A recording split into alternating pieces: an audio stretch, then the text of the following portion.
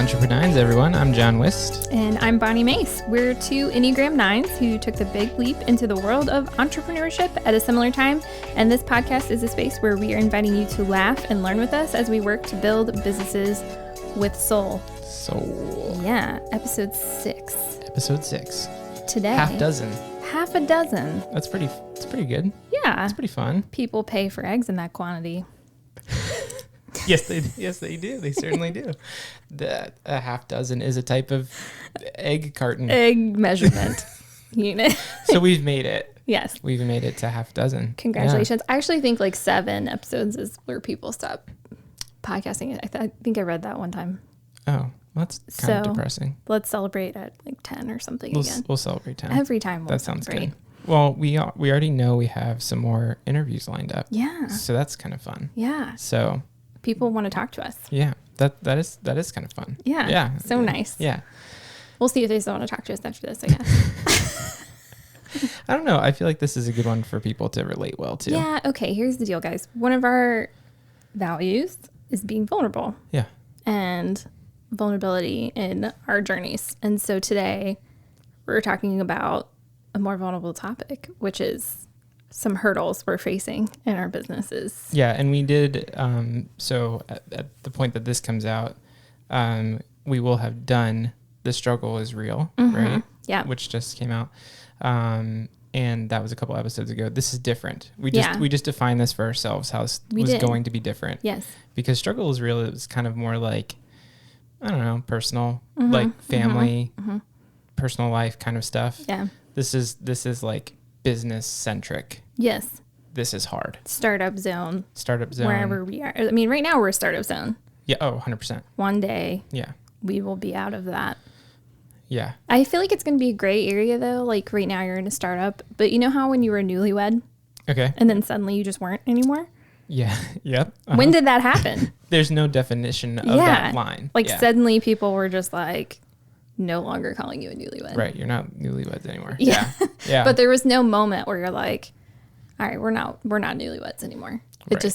It just happens over time. Yeah. I think that's what happens. So, that's my theory. I'll come back to that whenever we reach that milestone. okay. Whenever we decide to call ourselves not startups anymore, Yeah. we'll come back to that. And talk about why we're not startups anymore. Yeah. And if it's the same as not being a newlywed anymore. Yeah. Okay. That sounds good. Okay. All right. We'll write that down as a podcast topic. Past number 10, because we're going to get to 10. Yeah. Okay. So hurdles. So hurdles of being a startup. So I feel like this conversation was really born out of the season we're in right now, both of us, which is we started something. Yep. We have seen some sort of traction, right, with people or with the audiences that we're kind of aiming for. Like we've seen that traction. Really encouraging friends. Really encouraging friends, Right. really encouraging spouses, things like that. We have, in our own ways, kind of planted ourselves where we want to be planted in a way. Like, and I say that in the sense of like, we've invested, like we're investing time and energy Right. and money Yes. in this direction.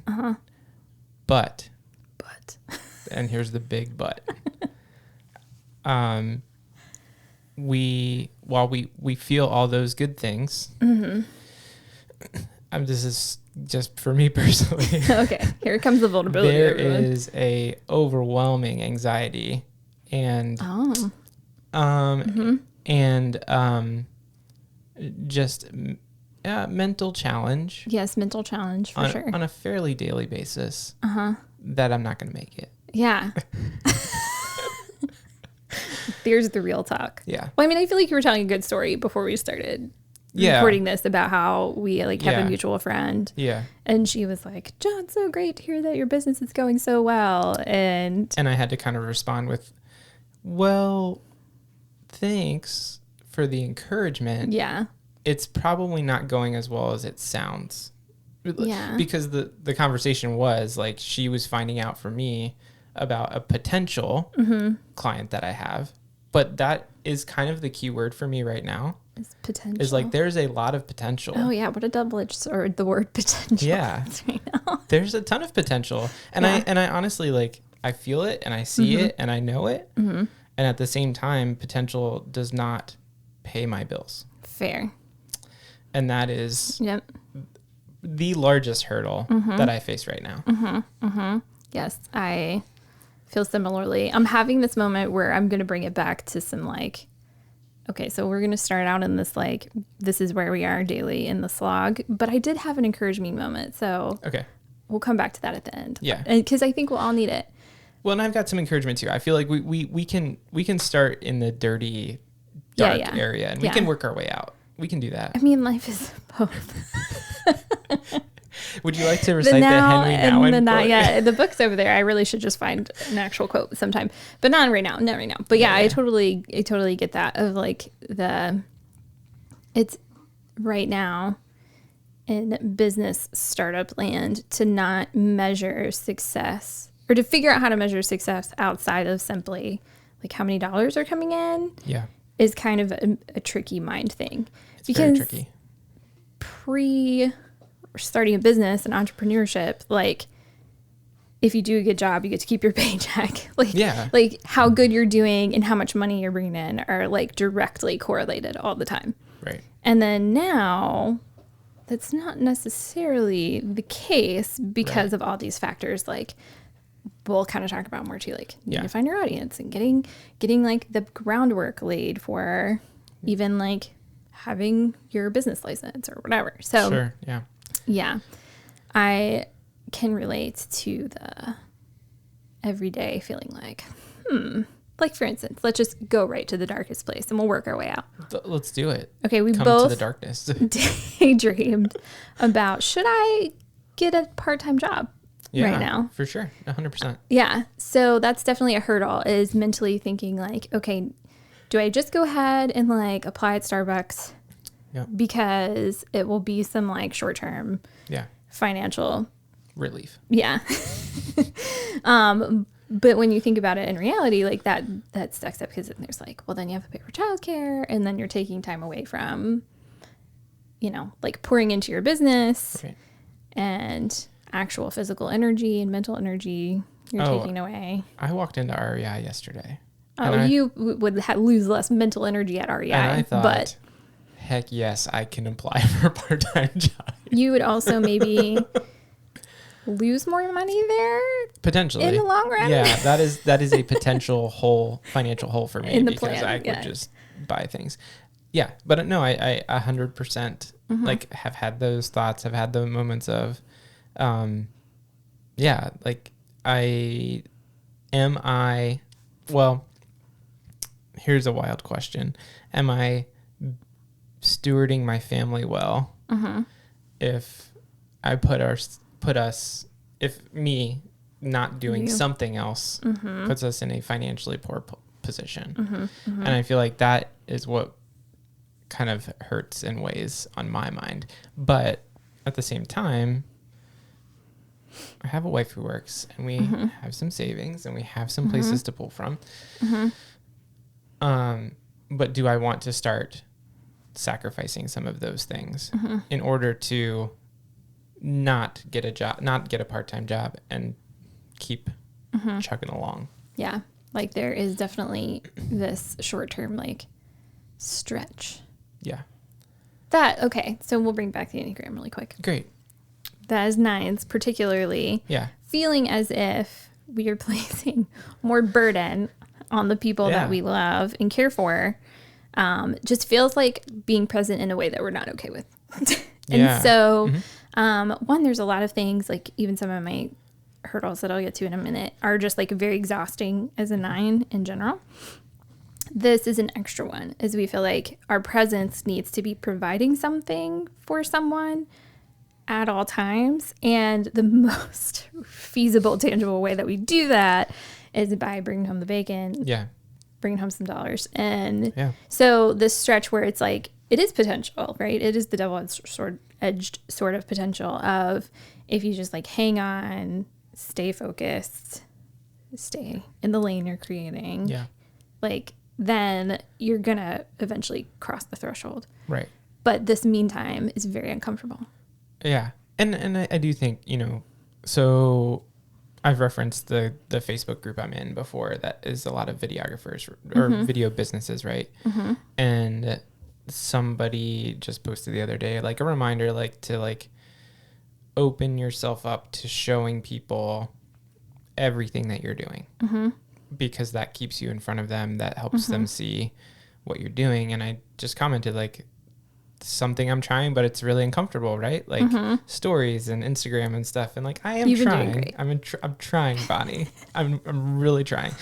But it's hard. It is not where my head goes. Like my head doesn't live there. And so it takes brain space and it takes mental processing for me to even go in that direction. But, you know, he said in response, you know, like it's not meant to be comfortable, and that's okay. And it's a good reminder, you know, like this was never supposed to be comfortable. That's not why you signed up. Yeah. I mean, it just wasn't supposed to be comfortable. Yeah. Can it be good and can it be successful and still be uncomfortable? Yes. And can you find comfort areas? Yes. But I think that's... And remembering that comfort and peace are different. Yes. It's hard. It's for a 9 too, right? Because, you know, like we like to equivocate, and all the memes like to equivocate comfort and peace being the same thing, right? But that's different, because I don't know about you, but this is where, like, even though I'm struggling daily, where, you know, pretty regularly with like, okay, so our car is dying, and I said to Mark upstairs, like, if I still had an income, we could probably get, and he's like, okay, but we already determined that that's not necessarily true. Like, here's where your income was going, kind of thing. But I know that even in the discomfort of feeling like I'm not bringing money home to solve problems in this way, I'm feeling more peace about where my life is. Sure. Yeah. Overall. Yeah. You know, than when I was living in a place that I was no longer called to be. Yeah. So. It's a good point. I think that... for me, sometimes the struggle is that I am married to someone who desires comfort and seeks comfort, and my tendency is to merge with that and to try to provide that comfort as much as possible. And so when I'm introducing the discomfort, it's terrible. It's really hard to merge into comfort land. But no, I think I totally agree. Like, I think that what we're both doing is we're attempting to move into something that we feel very strongly that we're called to be in. And that's a hurdle. But that's a hurdle in itself. Yeah. Because like, okay, going back to you, here's another hurdle is, so for me, it's finding my voice as a business. And like you were talking about too, just like showing up. So again, disproportionately for 9s, this is hard because we lose our voice. You know, like we merge our voice into other people. It's super easy for me to like come up with, you know, writing standards and voice and like guidelines and everything for another organization where somebody else was like kind of setting the tone, and then I could just merge right in and help them out. Now that I'm having to do it for myself and get my own message clear and get why I'm here clear and show up on the internet and talk to people about it like they care. Which you guys do. But we're 9s here. So we feel like maybe you don't care. Right. It's hard. That's a hard thing to put yourself out there doing every day, because it's directly pushing against something that you believe about yourself. Well, and we talked about before, like how feedback is so important for our personality types to know that what we're to know what we're saying, it does matter, right? Like we need to hear from people that it matters in order for us to actually believe that it matters. And I think that's the other part, when you're in this like limbo area where you see potential, you see an audience you can be reaching, you're even doing things to reach them, but you're not getting the feedback that you desire ultimately, which is somebody to hire you. Like seriously, like someone to say, I value you enough to pay money to hire you. Sorry. Always hitting my dang boom arm. I'm just animated today. He's feeling passionate. But yeah, I mean, that's the ultimate feedback, right? That's the ultimate, like, for us, I think.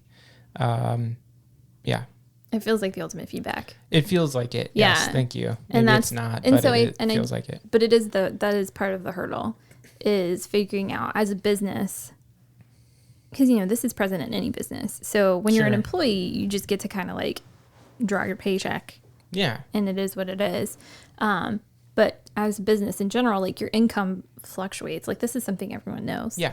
So now being the business and being the business owner, you have to, again, just going back to like disassociating dollars with value. And even success. Though and success is a really difficult thing to do. Yeah, it is. And that... And affirmation, like dollars with affirmation too. Right, yeah. right.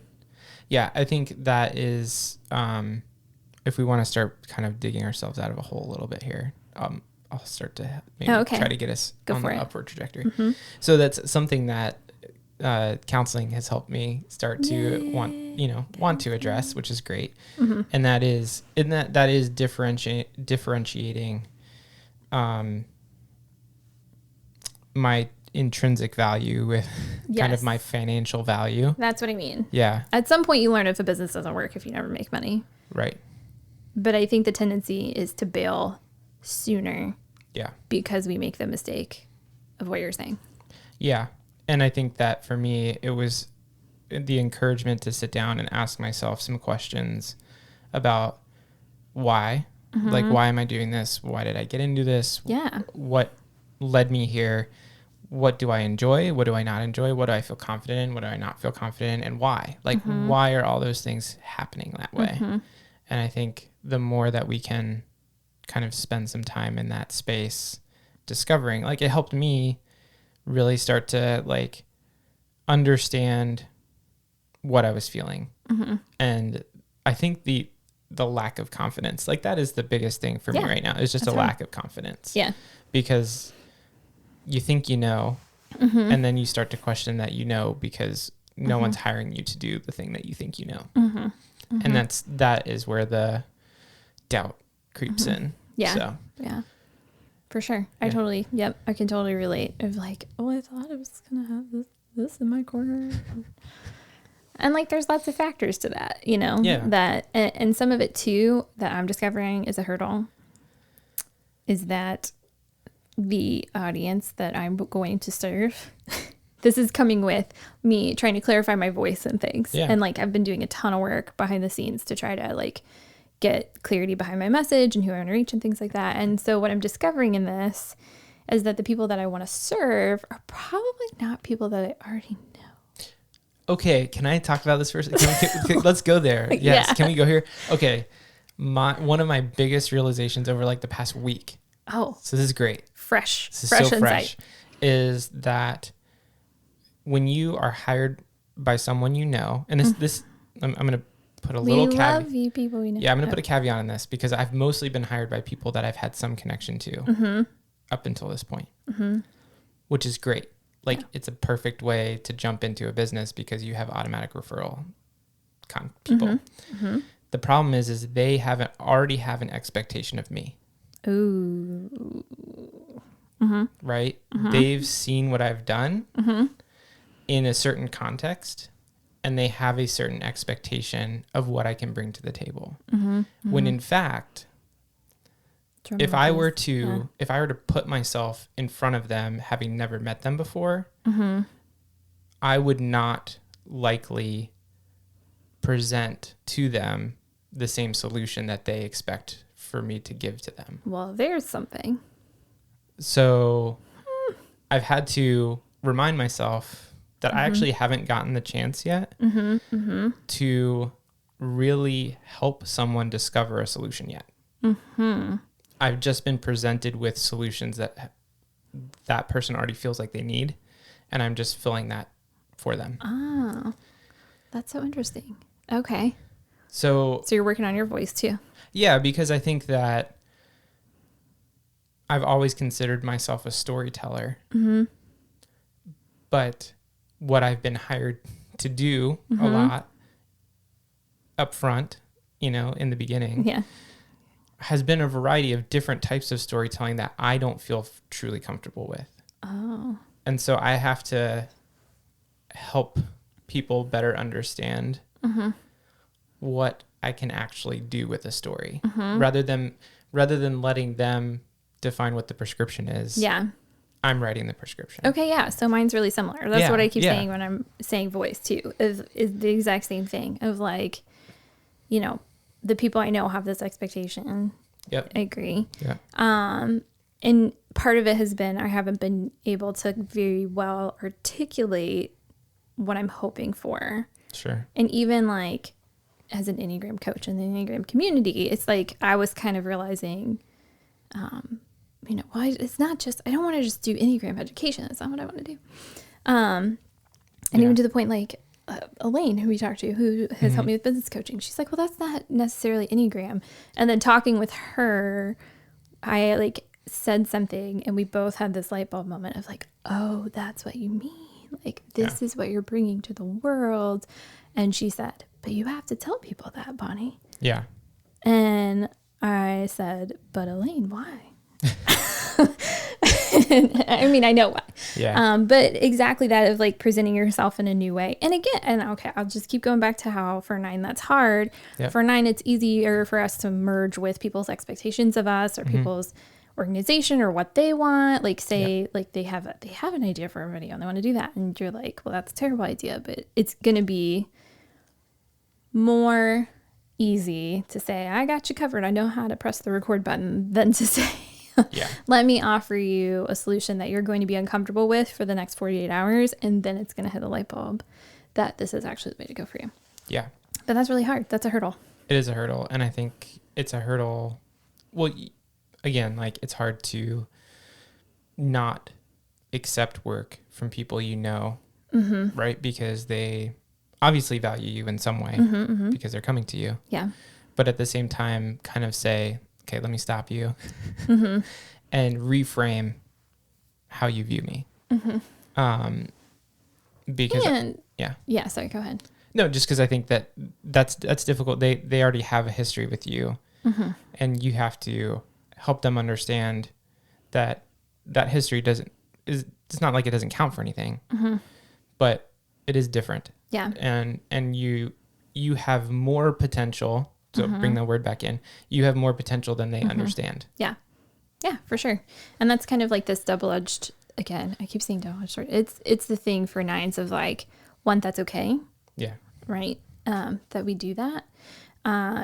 And 2, there's also a little bit of ownership in the fact that we probably did in a former role really present potentially in one way.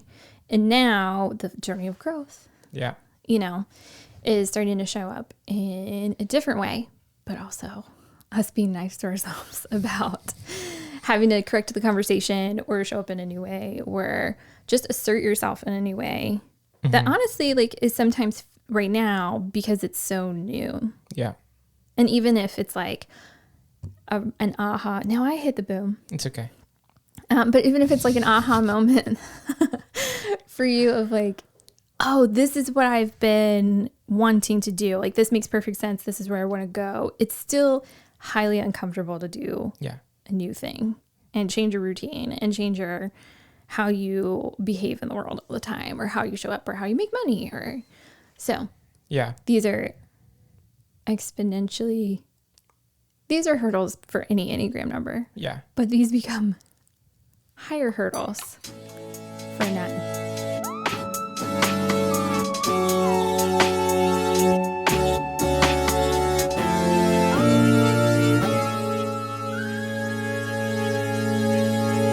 So can I ask you a question? Yeah. Okay. We're here in a room together podcasting. That was a perfect 9 example, by the way. To be in the middle of a conversation with someone and say, can I ask you a question? Well, I do feel like we talked about generally what we were going to talk about. Oh, yeah. But so because it's going to help me make a point. Okay. Okay. So what is the thing that you enjoy most about your business? About my business? Like, what's the one thing? Like, it can be very granular, but what's the thing? Yeah. I don't know if I understand the word granular in this context, but that's fine. The thing that I enjoy most is when people have the aha moment and let go of shame. Okay. What is the tool that helps you do that? It's recognizing that you are not uniquely flawed. Okay. And you're not uniquely and permanently flawed. Yeah. So in can a I way make an that, assumption about that? yeah, yeah. So that comes in like definite like one-on-one conversation, right? I mean, yeah. So a lot of times, I think some of it too is like an example from like I just did the rhythms class. Yeah, yeah. And John was in the rhythms class with me, and there were some moments in that and like feedback and conversation where people were like, "I just didn't know like this is what I needed." Gotcha. Or like this thing really made a difference for me, and I always thought like this was just something I was terribly bad at, but I didn't know that I just needed to make space here in order to do this thing, and now I'm not forever stuck in this hole. Yeah. Blah blah blah. So okay, yes, so it doesn't and have no. to be one-on-one. Okay. Yeah. Okay. But I have Good. to That's hear a good clarifier. I have to hear back from a person. Yeah. Yeah. Yeah. Okay. So the reason why I ask is because like I had as I was asking myself some of these questions the other day, the other week, it was like, oh, you know what? I really like crafting stories like in the editing process. Like that is where I get a lot of energy, and like that's where I like to live a lot. Okay, so what does that mean about the rest of my business, right? Like if that's what I really enjoy and I want to spend probably the most time on, what does that mean for the rest of my business? It means that I have either some growth to do in other places, like pre-production, shooting, all that kind of stuff, or I got to hire somebody who knows better than I do. So like that's another thing that for me at this level, of business, it's like you got to do it all. I have to do it all. Yeah. So I just need to grow for a little while. I just need to grow. Yeah. And I need to get better at the things I'm not good at. And so like, I don't know what's the reason why I ask is because like, I'm curious, like what are do you have those areas and what are they for you? Yeah, for sure. Like one would be accounting. I'm paying an accountant. Yeah, that's definitely a hurdle because I'm not quite to that potential, but less, I mean, that's an easy one. I think that people are like, as soon as you can contract out, you do it. Yeah. No, for me, it's like, it's social media creation right now of like, I see it as really important part of the business I'd like to build because I think it gives people an entry point. Yeah. However, I am tired of it. I don't love it. So counseling, my counselor, she put it like this, is that in business, you have to like, you get to do the poetry, which is the part that makes you come alive, right? That's the beautiful part of it. Like you want to do the poetry, but also you have to do the plumbing. Nice. And what that light bulb did for me was help me realize like, oh, right now I'm doing mostly plumbing for me because it's mostly social media, marketing and content creation, which is what I like left my other job for. And the poetry for me is that like having a conversation, teaching someone to see themselves with grace and compassion, and then growing from that. Like that's the poetry. And that's what I'm doing like 10% right now. And 90% is plumbing. But that's not always going to be the case for your business. Like that's why you start it because eventually it's going to be 90% poetry. Right. But if the plumbing's not in place before you build the rest of the house, you're going to have a really stinky house. You're going to have a leaky house. So, so that's really good. Yeah. That's really good. So hurdle. Cool. You have to do a lot of plumbing. A lot of plumbing. And a lot of stuff that feels uncomfortable and you don't like. Yeah. Okay. Yeah. Were we trying to make ourselves feel better by doing this? I feel a little better. Okay, good. Yeah. Okay. I mean, I do too. I do too. Okay, good. But then it's just all of a sudden like the reality of you've got more plumbing to do. Yeah, there's lots more plumbing. Yeah. And I think, okay, so here's something that I tell people a lot of times. Being able to name the stuff then allows you to like face the stuff and do it. So that's good. For you other EntrepreNINES out there, like our coping mechanisms is going to be to like optimist the crap out of something like blindly or to worst case scenario. Like we have no middle ground in stress and conflict. So like we want the middle ground desperately, but as soon as we're like pushed and stressed or in conflict, we go to one of those two places. And so remembering and being able to name something then helps you like come back to the middle ground and realize that you're more resilient than probably you give yourself credit for. in the first place, and that like, you know, you're not the best plumber in the world, but like you can do the plumbing, and the plumbing's not going to be yours forever. Yeah. Like you can do that. We can all do that. And that, you know, that's good. Yeah. You can, at some point, a master plumber can come in and you can hand over the reins to them. Yeah. Yeah. But if you only stick to your like overly optimistic viewpoint and pretend there's never plumbing, well, one, you're never going to go anywhere. Right. Because you're not going to address the hard stuff. Right. And then if you worst case scenario the stuff, you're never going to do the poetry. Like you're never going to get to the part that makes you come alive. Yeah. That's good. Okay. I like the gray area. I mean, life is very gray. Yeah. So that is hard, but important thing to recognize. So yeah, it's good. Yeah. I love it. Well, you know, here we are 31 minutes in. Here we are. Okay. So I was having a conversation obviously with another friend of ours who is also an entrepreneur, and you know, we were talking about the hard stuff, and he sent me something this morning that I'll share with everyone. It's a Gary Vaynerchuk post on Facebook. It says, "You're not lost. You're just early in the process." So good. Which feels so good. Yeah. Which just feels very good. Because I think it's easy to feel lost early in the process. And that's not just, I don't think it's just about not knowing your voice or your audience or anything like that. I think it's just the overwhelming amount of stuff. It's just hard to get started. Yeah. And feeling like you have to have all your ducks in a row. Yeah. Which you don't. But you first have to like create the pin where the duck nest will be, and then slowly build the duck nest. And then you had to find the ducks, and then you have to get the ducks to fall in love. then they have to make baby ducks, and then the baby ducks have to incubate, and then they have to hatch, and then you can line up the ducks. Wow. And that is a bad metaphor about what it's like to build a small business. Is it a bad metaphor though? I'm not sure that's a bad metaphor. It's a great metaphor. I have never for how to build a small business. I've never heard someone get your ducks in a row and like trace it all the way back to like, well, where are your ducks coming from? You can't go line up some like the little pond behind y'all's house. You can't go and line up some random ducks. Thank you, Bonni. That would be bad. You're not lost. You're just early in the process. You're still building the pen for the ducks. Yeah. So don't feel like you can have ducks in a row until you've got a ducks pen and ducks in a row. You can have baby ducks. Oh, wow. That's the most important part. That's funny. Okay, Bonni. John. What's something that, other than you're not lost, you're just early in the process, which isn't even our thing, it's Gary Vaynerchuk's. Thanks, Gary. Yeah. What's something you'd like to help people walk away with today from our hurdles? Okay, one, you're not alone in your hurdles is, I think it's good to recognize that. Yeah. Building a small business early on. I think there are fewer personalities in the world who think I am the champion every day. Yes. Than not. And I think even the personalities that say out loud they're the champion every day probably struggle with imposter syndrome a little bit. So recognizing you're not alone and thinking maybe I'll go work at Starbucks.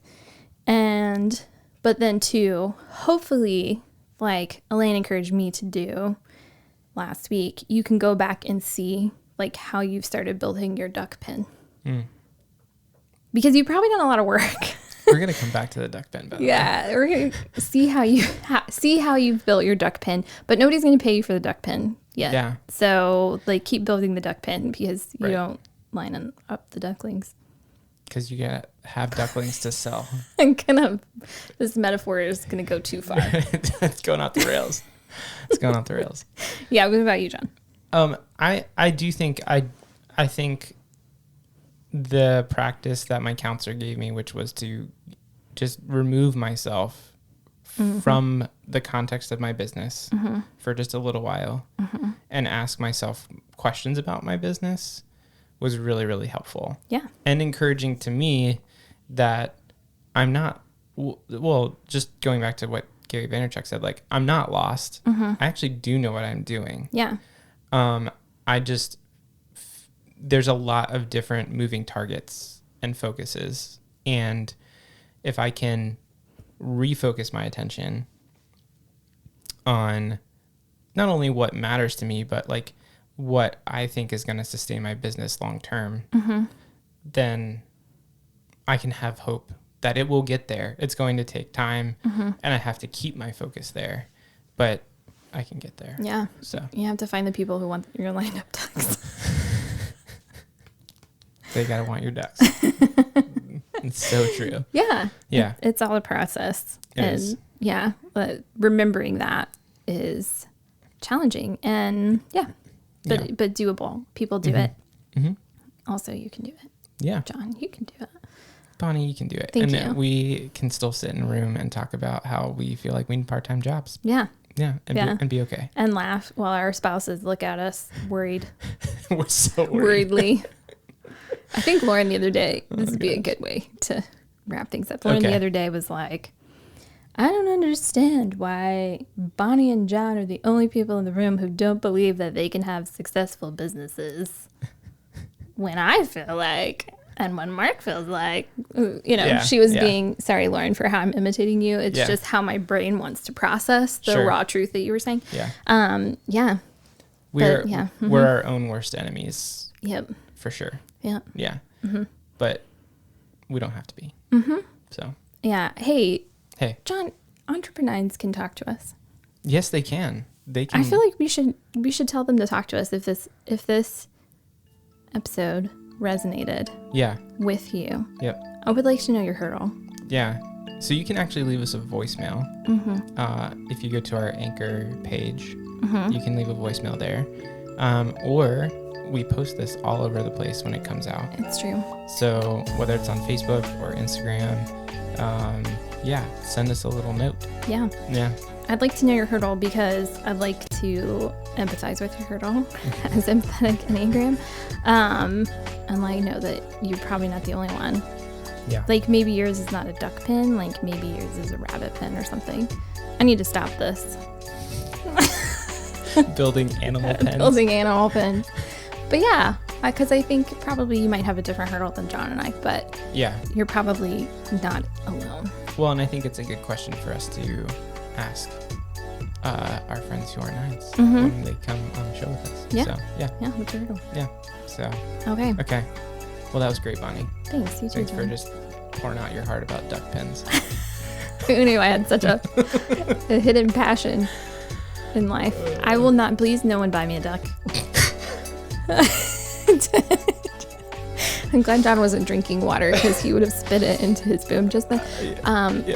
Yeah, I am strictly a dog household and then a very limited breed set of dogs. Yeah. So. And no cleft hooves. No hooved animals. No reptiles or amphibians. No birds. No birds. Yeah. I have very limited. No rodents. Don't bring me a rodent. Okay. Anyway, now that we've gone on that tangent. Yeah, it's been excellent, friends, hanging with you today. Yeah, you can find us on the internet at anchor.fm/EntrepreNINES. Yep. And John and my socials and websites are in the show notes. Yep. And if you're listening on a platform like Apple Podcasts or Spotify, feel free to leave us a review. Yeah. Because it helps. And subscribe. So, all right, friends, hurdles. We have jumped over a hurdle of doing the Hurdle podcast. So we will see you next time. Bye.